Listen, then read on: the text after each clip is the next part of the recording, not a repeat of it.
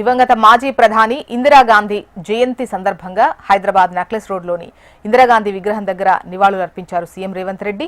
ఈ సందర్భంగా 1 కోటి మంది మహిళలకు 1 కోటి చీరల పంపిణీ కార్యక్రమానికి తెలంగాణ ప్రభుత్వం శ్రీకారం చుట్టింది. సీఎం రేవంత్ రెడ్డి చీరల పంపిణీ కార్యక్రమాన్ని లాంఛనంగా ప్రారంభించారు. కాసేపట్లో సచివాలయం నుంచి వీడియో కాన్ఫరెన్స్ ద్వారా గ్రామీణ ప్రాంతాల మహిళలతో ముఖాముఖి నిర్వహిస్తారు సీఎం.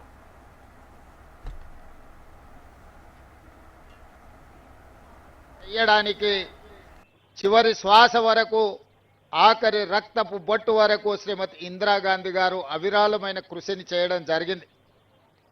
రాజభరణాలు రద్దు చేసిన, బ్యాంకులను జాతీయకరణ చేసిన, అగ్రికల్చర్ సీలింగ్ యాక్ట్ తీసుకొచ్చి దళితులకు గిరిజనులకు భూ యాజమాన్య హక్కులను కట్టబెట్టిన, ఇల్లు లేని వాళ్లకు ఇందిరమ్మ ఇళ్లను అందించిన, అదేవిధంగా పరిపాలనలో మహిళల యొక్క ప్రాతినిధ్యం పెంచిన శ్రీమతి ఇందిరాగాంధీ గారు ఈ ప్రపంచానికే ఆదర్శంగా నిలబడ్డారు. అదే కాకుండా మన దాయాది అయిన పాకిస్తాను మాటకు ముందు భారతదేశం మీద కాళ్ళు దువ్వుతుంటే పాకిస్తాన్ మీద యుద్ధం చేయడమే కాదు, పాకిస్తాన్ని ఓడగొట్టి నిట్ట నిలువున 2 దేశాలుగా చీల్చి బంగ్లాదేశ్ అనే ఒక దేశాన్ని ఆనాడు శ్రీమతి ఇందిరాగాంధీ గారు పాకిస్తాన్ నుంచి వేరు చేయడం జరిగింది. 90,000 మంది సైనికులను, పాకిస్తాన్ సైనికులను భారతమాత ముందు తల వంచే విధంగా వాళ్ళందరినీ లొంగదీసుకొని ఈ దేశం వైపు కన్నెత్తి చూస్తే ఎవరినైనా వదిలేది లేదు, యుద్ధంలో ఓడిస్తామని చెప్పి ఇందిరాగాంధీ గారు నిరూపించి అటు చైనా కానీ, ఇటు పాకిస్తాన్ కానీ, బంగ్లాదేశ్ కానీ, చుట్టుపక్కల దేశాలు ఎవరు కూడా అమెరికాతో సహా ఎవరి దేశం యొక్క సార్వభౌమాధికారాన్ని ప్రశ్నించకుండా ఒక బలమైన నాయకత్వాన్ని అందించిన గొప్ప నాయకురాలు శ్రీమతి ఇందిరాగాంధీ గారు. మరి అలాంటి ఇందిరాగాంధీ గారి యొక్క స్ఫూర్తితో ఈనాడు ప్రజాపాలనను ఏర్పాటు చేసి 2 సంవత్సరాలు పూర్తి చేసుకుంటున్న సందర్భంలో శ్రీమతి సోనియా గాంధీ గారి సంకల్పం వల్ల, వారి రాజకీయ త్యాగం వల్ల ఈనాడు తెలంగాణ రాష్ట్రం ఏర్పడడం జరిగింది. ఈ తెలంగాణ రాష్ట్రంలో కాంగ్రెస్ పార్టీ ఏర్పాటు చేసుకున్న ఈ ప్రభుత్వం 2 సంవత్సరాల ఉత్సవాలను నిర్వహించుకోబోతున్నది.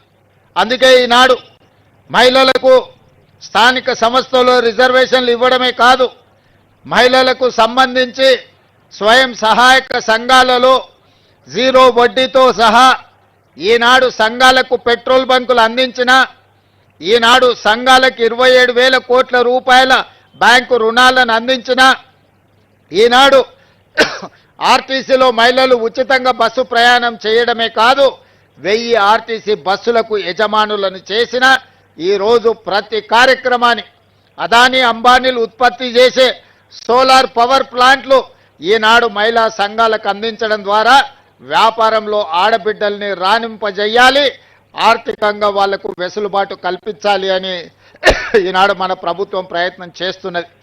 బట్టి విక్రమార్క గారు స్వయంగా ఈ సంఘాలకు సంబంధించిన బ్యాంకు రుణాలతో పాటు సోలార్ పవర్కి సంబంధించి కూడా ఈనాడు ప్రత్యేకమైన కార్యాచరణ తీసుకొని ముందుకు వెళ్తున్నాం. అందుకే ఈనాడు మహిళలకు సంబంధించి ఇందిరమ్మ ఇండ్లు ఆనాడు రాజశేఖర రెడ్డి గారు ఉన్నప్పుడు ఆకాశమే హద్దుగా 25 లక్షల ఇందిరమ్మ ఇండ్లను ఆనాడు కట్టించడం జరిగింది. దురదృష్టవశాత్తు 10 సంవత్సరాలు కాంగ్రెస్ లేని ప్రభుత్వం పేదలకు ఇండ్లు ఇస్తామని, డబుల్ బెడ్రూమ్ ఇండ్లు కట్టిస్తామని ఆశ చూపించి ఆ ఆశ అడియాశలైనై వాళ్లకు మాత్రం ఇండ్లు రాలేదు.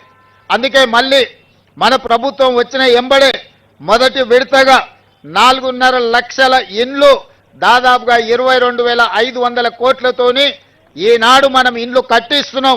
ప్రతి ఇంటికి 5 లక్షల రూపాయలు ఉచితంగా ఈరోజు మనం ఇండ్లకు